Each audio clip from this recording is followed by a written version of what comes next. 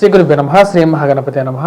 మకర రాశి వారికి ఎలా ఉండబోతుందని నేను చూద్దాం. మకర రాశి వారికి వచ్చేటప్పటికి గురుగ్రహ సంచారం అనేది జరగబోతుంది. దాని యొక్క ప్రభావం అనేది మకర రాశి వారి మీద ఎటువంటి ఫలితాలు ఇస్తుంది అనేది చూసే ముందు ముఖ్యంగా గ్రహస్థితి మనం గమనించినట్లయితే రాశి వారికి తృతీయంలో రాహు యోగకారకమైనటువంటి స్థానంలో ఉన్నాడు. గురువు మనం చూసినట్లయితే చతుర్థంలో ఉన్నప్పుడు యోగ్యాన్ని ఇవ్వలేదు రాశి వారికి. అదేవిధంగా ఈ రాశి వారికి మనం బాగా గమనించినట్లయితే శని యొక్క ప్రభావం అనేది కూడా ఉంది. శని ధనస్థానాల్లో యోగకారకమైనటువంటి స్థానంలో లేడు. ఎందుకంటే ఈ రాశి వారికి వచ్చేటప్పటికి ఏలినాటి శని ప్రభావం అనేది ఎక్కువగా వేధిస్తున్నది. అది కూడా చివరి నాటికి వచ్చేస్తుంది అనమాట. అంటే 2025లో వీరికి వచ్చేటప్పటికి శని ధనస్థానాన్ని నుంచి మారబోతున్నాడు. ఏలినాటి శని నుంచి వీరు బయటికి కొంచెం విముక్తి పొందబోతున్నారు. తృతీయంలోకి రాబోతున్నటువంటి శని అత్యంత యోగకారకుడిగా ఉండబోతున్నాడు. రాహువు కూడా తృతీయంలోనే ఉన్నాడు. ఈ రాశి వారికి వచ్చేటప్పటికి అనుకూలమైనటువంటి ప్రభావంగా చెప్పొచ్చు అన్నమాట. అంటే 50% అబోవ్ రిజల్ట్స్, అంటే మోర్ దెన్ 60% రిజల్ట్స్ అనేది మీకు వస్తాయి రాబోతున్నటువంటి సంవత్సరంలో. దాని కారకంగా వచ్చేటప్పటికి శని రాహువు తృతీయంలో ఉండటం అనేది యోగ్యం. మరి అదేవిధంగా గురువు వచ్చినప్పటికీ రాశి వారికి చతుర్థం నుంచి పంచమంలోకి వెళ్తున్నాడు అనమాట. తద్వారా వచ్చేటప్పటికి మేషరాశి వారికి అనుకూలమైనటువంటి కాలంగా చెప్పొచ్చు. ఇది వృత్తిరీత్యా వ్యాపార రీత్యా కూడా అనుకూలంగా ఉంటుంది. పంచమంలోకి మారబోతున్నాడు అనమాట. అంటే చతుర్థంలో ఉన్నటువంటి గురువు పంచమంలోకి ఎప్పుడైతే మారతాడో ఇది వల్ల వచ్చేటప్పటికి సంతాన సంబంధితమైన విషయాల్లో అనుకూలంగా ఉంటుంది. నూతన సంఘ వివాహం చేసుకున్నటువంటి వారికి సంతానం కలగటానికి అనుకూలంగా ఉంటుంది. వ్యాపార ప్రయత్న సంబంధితమైన విషయాల్లో అనుకూలించే విధంగా ఉంటుంది అన్నమాట. ఈ రాశి వారికి మనం బాగా గమనించినట్లయితే పంచమంలో ఉన్నటువంటి గురువు యోగ్యకారకుడు. అదేవిధంగా నూతన వ్యాపార ప్రయత్న సంబంధితమైన విషయాల్లో అనుకూలిస్తుంది. అదేవిధంగా పేరు ప్రతిష్టల గురించి మీరు చేస్తున్నటువంటి ప్రయత్నాల్లో అనుకూలంగా ఉంటుంది అన్నమాట. అంటే మీరు చేస్తున్నటువంటి పేరుకి పదింతలు ఎదగటం అనేది జరుగుతుంది అన్నమాట. గుర్తింపు అనేది సమాజంలో రాగలుగుతుంది అన్నమాట. ఈ రాశి వారికి వచ్చేటప్పటికి అయోగకారకమైనటువంటి స్థానాల్లోకి గురువు కొన్నటువంటి శుభ దృష్టి వచ్చేటప్పటికి భాగ్య దృష్టి, పంచమ దృష్టి.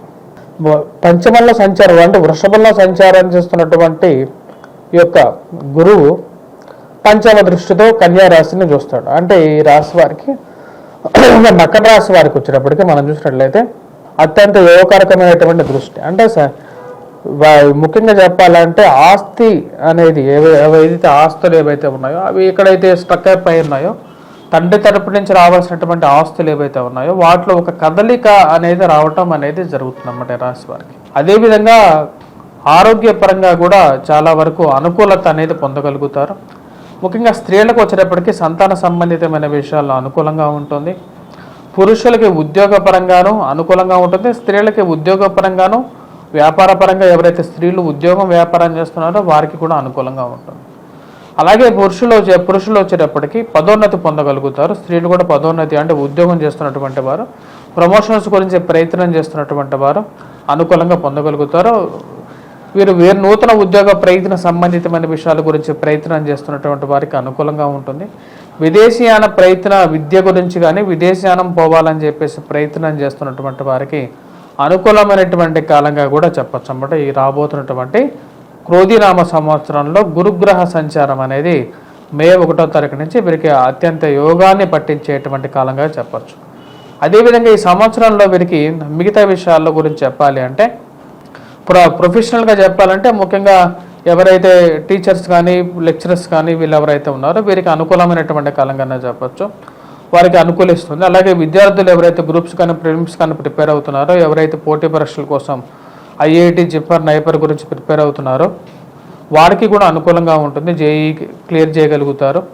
మంచి ఉత్తీర్ణత సాధించగలుగుతారు. మంచి అనుకూలమైనటువంటి ర్యాంకు కూడా పొందగలుగుతారు. సంవత్సరం రోజుల పాటు గురువు సంచారం అనేది జరగబోతుంది పంచమంలో. గత సంవత్సరాల్లో మకర రాశి వారికి ప్రతిబంధకంగా ఉన్నప్పుడు అంటే గురువు మేషంలో సంచారం చేస్తున్నప్పుడు అనుకూలమైనటువంటి ఫలితాలు ఇవ్వలేదు. ఈ సంవత్సరంలో వ్యాపార పరంగా కూడా ఒక మెట్టు ఎదగలుగుతారు. మరి అదేవిధంగా ఈ రాశి వారికి వచ్చేటప్పటికి గురువు యొక్క దృష్టి మనం ఇందాక చెప్పినట్లుగా ఎప్పుడైతే కన్యారాశి మీద ఉంటుందో కన్యారాశితో పాటు అక్కడి నుంచి మనం చూసినట్లయితే మన దాని యొక్క దృష్టి వచ్చేటప్పటికి లాభస్థానం మీద కూడా ఉంటుంది అన్నమాట. అంటే లాభస్థానం మీద ఉంటుంది, అదేవిధంగా కన్యారాశి మీద కూడా ఉంటుంది. కాబట్టి ఈ రాశి వారికి అనుకూలమైనటువంటి ఫలితాలుగానే చెప్పచ్చు అన్నమాట. దుర్వ్యయం అనేది తగ్గుతుంది. అన్నెసెసరీ ఎక్స్పెండిచర్ నుంచి ముందు బయటకు రాగలుగుతారు. గత సంవత్సరంలో వీరు బాగా అధికమైనటువంటి ఖర్చులు ఏవైతే వీళ్ళు బాధపడ్డారో వాటి నుంచి కొద్దిగా బయటకు వచ్చి మళ్ళీ ఫైనాన్షియల్ గెయిన్స్ ఏవైతే ఉన్నాయో వాటి నుంచి ముందుకు రాగలుగుతారు అన్నమాట. అదేవిధంగా గృహవాహన కొనుగోలు సంబంధితమైన విషయాల్లో అనుకూలంగా ఉంటుంది. ఉన్న అప్పు తగ్గడం అనేది జరుగుతుంది. మరియు అదేవిధంగా కొత్త వాహనం కొనుక్కోవాలి, కొత్తగా ఇల్లు కొనుక్కోవాలనుకున్నటువంటి వారికి శుభ సమయంగా చెప్పచ్చు. వివాహ ప్రయత్న సంబంధితమైన విషయాల్లో అనుకూలంగా ఉంటుంది. మరియు అదేవిధంగా పిల్లల యొక్క ఎదుగుదల చూసి మానసిక ప్రశాంతత పొందగలుగుతారు. వారి యొక్క ఎదుగుదల వల్ల మీకు వచ్చేటప్పటికి వారు ఒక జీవితంలో ఒక మెట్టు ఎదగలుగుతున్నారు. నా యొక్క జీవితంలో నాకు సానుకూలమైనటువంటి వారి వల్ల నేను ఒక మంచి పేరు రాగలుగుతుంది అన్న ఒక నమ్మకాన్ని మీరు తెచ్చుకోగలుగుతారు. మరి అదేవిధంగా మకర రాశి వారికి వచ్చేటప్పటికి ఈ సంవత్సరంలో అనుకున్న దానికన్నా ఒక మంచి స్థితిలో స్థిరపడటానికి అనుకూలంగా ఉంటుంది. వృత్తిరీత్యా ఎవరైతే కన్స్ట్రక్షన్ ఫీల్డ్లో ఉన్నటువంటి వారికి అనుకూలంగా ఉంటుంది. ప్రింట్ అండ్ ఎలక్ట్రానికల్ రంగం మీడియాలో ఉన్నటువంటి వారికి అనుకూలంగా ఉంటుంది. అదేవిధంగా పుస్తక రంగ షాప్స్ పనిచేస్తున్నటువంటి వారు, పుస్తక షాప్స్లో పనిచేస్తున్నటువంటి యజమానులకు కూడా అనుకూలమైనటువంటి ఫలితాలు పొందగలుగుతారు. ఓవరాల్గా ఈ సంవత్సరం వీరికి అనుకూలమైనటువంటి ఫలితాలుగానే చెప్పచ్చు. మరియు అదేవిధంగా ఈ రాశిలో ఉన్నటువంటి వారు నూతన ఉద్యోగ ప్రయత్నాలు కొత్తగా కోర్సెస్ కంప్లీట్ చేస్తున్నటువంటి వారికి కూడా అనుకూలమైనటువంటి కాలం అనేది మే 1వ తారీఖు నుంచి స్టార్ట్ అవుతుంది. వీళ్ళకి బెస్ట్ టైం వచ్చేటప్పటికి ఇయర్ ఎండింగ్లో ఉంటుంది అన్నమాట. 2025లో స్టార్ట్ అవుతుంది. అప్పుడు ఎప్పుడైతే శని తృతీయంలోకి మారుతాడో ఆ టైంలో ఇంకా ఎక్కువగా అనుకూలమైనటువంటి ఫలితాలు పొందగలుగుతారు. ఓవరాల్గా ఈ రాశి వారు ముఖ్యంగా వచ్చేటప్పటికి ఎటువంటి పరిహారాలు చేసుకోవాలి అనేది కూడా మనం చూద్దాం. ఈ రాశి వారు మనకు గమనించినట్లయితే శని ఇంకా వీరి రాశి వారికి వచ్చేటప్పటికి ధనస్థానంలోనే కొనసాగుతున్నాడు. సంవత్సరం చివరి నాటికి కానీ తృతీయంలోకి వెళ్ళాడు కాబట్టి ఏలినాటి శని ప్రభావ రీత్యా వచ్చినప్పుడు వెంకటేశ్వర స్వామిని పూజించాలి. అదేవిధంగా గురువు ఇంకా మే 1వ తారీఖు వరకు ఇంకా గురుబలం పెంచుకోవాలి అనుకున్నటువంటి వారు ముఖ్యంగా వారు గురుగ్రహ శ్లోకాన్ని పఠించినట్లయితే సానుకూలమైనటువంటి ఫలితాలు పొందగటం అనేది జరుగుతుంది అన్నమాట. ఇప్పటిదాకా మీరు గురుగ్రహ సంచారం అనేది ఎలా ఉండబోతుంది అని చెప్పాను. గురుగ్రహ సంచారం అనేది ప్రతి రాశి మీద కూడా దాని యొక్క ప్రభావం అనేది ఒక సంవత్సరం పాటు ప్రభావం అనేది చూపిస్తుంది అన్నమాట. అసలు గురుగ్రహ సంచారం అంటే ఏంటంటే గురువు ఎప్పుడైతే ఒక రాశి మారుతాడో అంటే 12 రాశుల్లో ఒక్కొక్క సంవత్సరం పాటు గురుగ్రహ సంచారం జరుగుతూ ఉంటుంది. ఎప్పుడైతే గురుగ్రహ సంచారం జరుగుతుందో అప్పటి నుంచి మనకు గురువు పుష్కరణి అంటే గురువు ఒక నదిలోకి అంటే మనకు 12 జీవనదుల్లో ఒక్కొక్క నదిలోకి గురువు ఆ యొక్క నక్షత్రంలో మారినప్పుడు అంటే ఆ రాశిలోకి మారినప్పుడు మనకు పుష్కరాలు రావటం అనేది జరుగుతుంది. శుభ పుష్కరణ స్థానంలోకి వెళ్తాడనమాట. అంటే మనకు ముహూర్త బలంలో కూడా చెప్తాం అన్నమాట. ఏంటంటే గురువు శుభ పుష్కరణలో ఉన్నప్పుడు దాని యొక్క బలం రీత్యానే మన ముహూర్తం పెట్టడం అనేది జరుగుతుంటుంది అన్నమాట.